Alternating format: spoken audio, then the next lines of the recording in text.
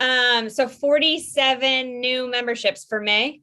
So, okay. So it's 47 net. It was 50 Okay. new memberships complete total. 50 total. And would you say that that is attributed to the Rise voucher number?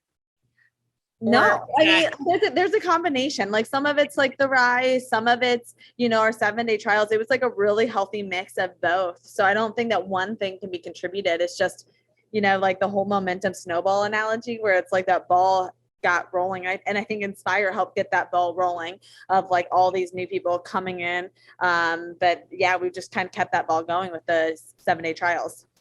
Okay, so I like that. So when you talk about momentum, what I wanted to know about is like, what was growth like when you started working with us? Because I just remember you were like, it is not what I anticipated it being. No, we were just having a hard time getting people through the door in the beginning. So that was our biggest struggle from day one. We've always had a good product. We've always had a good membership base, but it was getting all those new people through the door. And we've definitely seen that finally. Now it's like quieted down just a little bit this week. But I mean, I was just looking at our number today, knowing that we were going to call in like it's the 15th of the month today. And we've signed 24 new membership agreements this month. Wow. So, okay. So that, yeah, we're only halfway through. We're tracking with that 52. So I feel like it's slowed down, but like, it's all in comparison. And I think that's funny. It's like, we talked about it a little bit on the call today. It's like that, like after summit, like your close percentage will go up because your belief will go up. But I think that like for my staff, our perspective of it's changed. Now, all of a sudden we just expect when somebody walks through the door, they should sign. And it took us a really long time to get there for whatever reason. There's just like that just habit now. It's like you came and you tried it. Now you should want to sign with us. Do you feel like we got more bodies in the door for you? Would you say that? I should ask first. 100%. 100%. Okay. Yes. Okay. And so once that was the case, did you then have to like learn the expectation of like, we're going to close them, or did you already have that?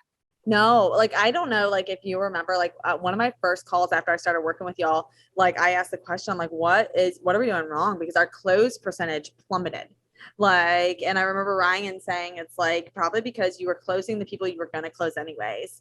And now you have to like create that process. So it was a little bit of that needs assessment. I attribute a lot of it to, I put one BA in charge of calling and following up with every person that walks through our door. And she's busy. And but that's what she loves doing. That's like her passion project. So, and I like so many people have said that they felt so connected, that they've never had a gym that gave them the individual attention. And I attribute a lot of like our close percentage increasing to allocating the resources we needed to have that one-on-one attention.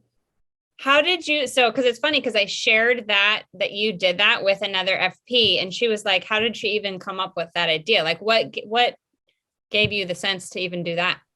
Like, honestly, I've been wanting to do it for months. I've just been like trying to figure out like how it worked budget wise, but I just knew it's like Burn offers connection. And I feel like, I know this is weird, but like we're talking like in my church, we're talking about like what the world needs now. Like that's our series. And I feel like people want connection. People want to be noticed. It's like people don't want to just be a number. They don't want to just be another person. They want to be Gina. They want to be who they are. And I feel like, and we see people that way, but I feel like sometimes we don't convey it the proper way. So by allowing Brooke to call and like touch point with every single person, it's just really allowed us to like remind people, hey, you matter to us. Like, you are not just a number. Like, your goals matter to us. What you want to accomplish matters to us. It's 2 promotions ago that I sat down with my team and I said, hey, we're just going to look at this differently. And we're going to say, like, I don't care what our close percentage is at the end of this promotion, but every person that leaves here, I want them saying, I loved that place. Like, so I don't care if they sign with us, don't sign with us, but I want them leaving thinking I love that place. Like I would absolutely go back to that place for whatever reason. And so it's like really working to approach each person like they're a person, like they matter. And like, that's our goal, is like, whether they sign, don't sign, I want them to leave thinking I loved that place. Like, I want them to leave feeling like it made them feel better. Like they were a better person when they were here.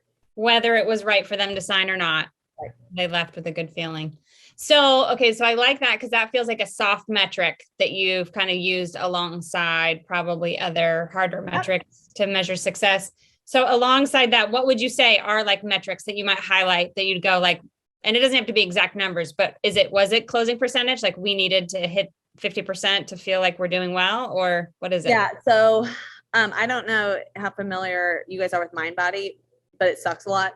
Yeah. And it like there's like no good way to track metrics in it. Like there's just not.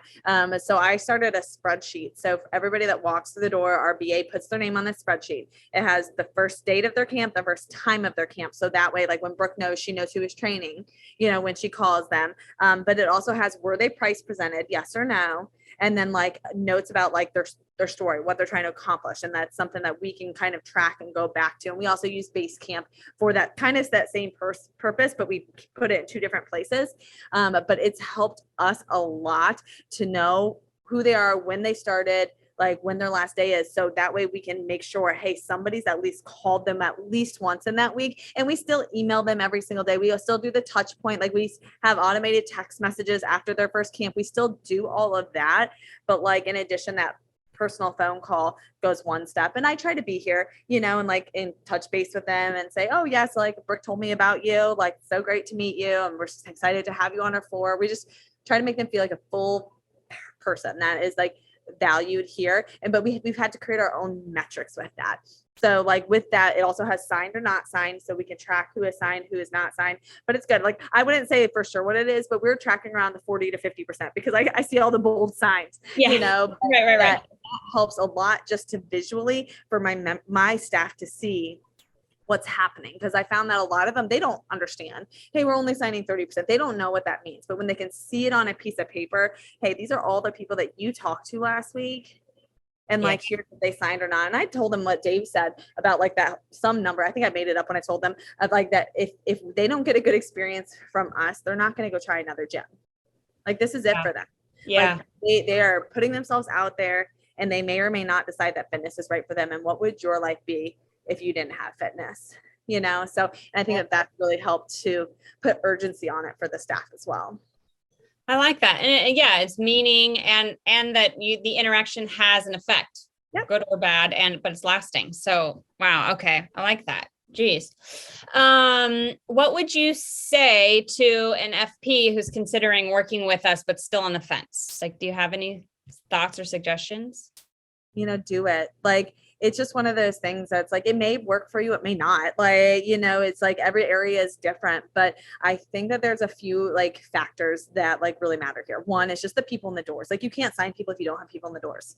Like that is just the way it goes. So it's like, I could have never signed 50 members in 1 month, like 6 months ago, because I wasn't having 50 members in my door, so that's a huge part of it. But then too, it's like, just like the support, like the knowledge, like I love the calls because it just like gives us a chance to brainstorm and talk about it, figure out like some days I'm like, wow, I learned a ton that I'm going to implement. Some days I leave the call feeling like, hey, I'm doing really good. I figured out a lot of this stuff, but both of them are really vital to the success of an organization because, it all starts at the top. So if I believe people are going to walk through the door and sign, they're going to believe people are going to walk through the door and sign. And I think that it's really good. I love how responsive y'all are. And just like that, we're like, I never feel, like I never feel bad about texting me like, these numbers are not going how I want them to go. What do we need to change? This is how I'm thinking needs to change. It's just like, you're on your own best advocate. But like for us, there's no regrets. Okay. No regrets. That's the highest compliment. Good. Yeah. So you do feel like you get the support that you need. It's collaborative. If you catch the issue or we catch the issue, we're going to work on it. There's been very few issues. But I never hesitate to like, I'm like, I love how connected it is that I can just reach out if I do see an issue, like, hey, can you take a look at this for me? Like my biggest pet peeve in life right now is people that I hire to do a job they don't do.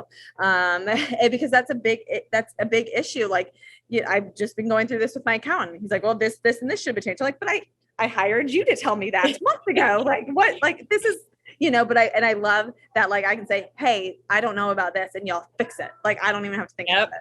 Yeah, that's what you're paying us for. It's funny because Dave and I were just like, he and I were just kind of spitballing stuff. And we were literally just saying the same thing about our own personal instances when we are paying somebody to do something. And it's like, isn't this what I'm paying you for? And we like do not want clients to feel like that's a conversation that we're having. So awesome. I love it. Okay. So my last question, I just want to know like where, like growth goals now, how we talked about what they were, but what are they now? What's next for Fishers? Oh my gosh, we are like sitting at 492 members right now, and I'm like, I've 492. been gunning for that 500 mark since I took over last March. So like, I'm just like, I'm gunning for it. Like, I'm just like, that's what's in sight, and like my team knows it. Like that's our shared goal is like we want to get to 500 members. We want to get there as soon as possible. So we're chugging along. We're working for it. Okay, you are right there. Yeah, eight away, eight net Yep. away, right? I know.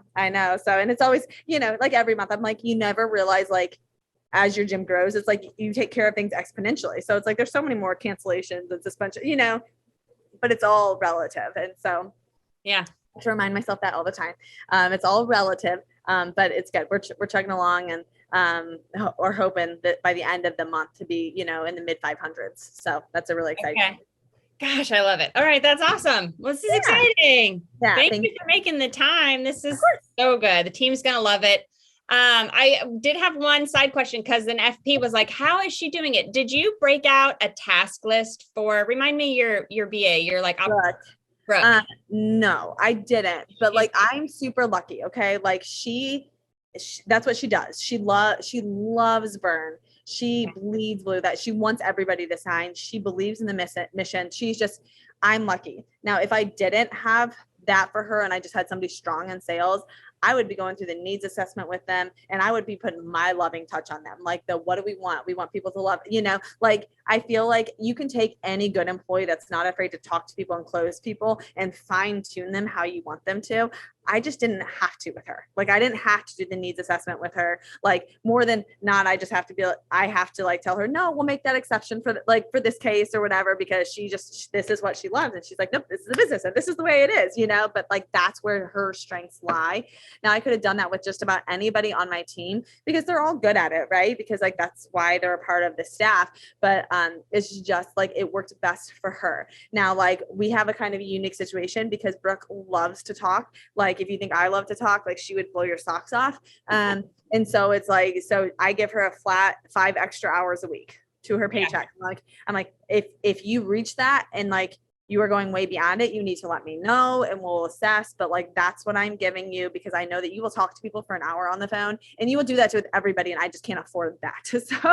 So I divide it by like about 15 minutes per like person walking through her doors. Cause a lot of people she leaves messages to, there are lots of people she doesn't get through to at all, Yeah. So that's kind of how I would like approach it, and that's how we're going to do it at Zionsville. Cause I'm like, it's working. So when we open our second location here in a few months, the same thing's going to happen. Whereas like, I'm going to have my lead BA there, and Bridget, she's going to be the one that calls and follows up with everybody. It's just going to be after the day's camps are over. She's going to sit and call through everybody, every single day. That's just going to be part of the process.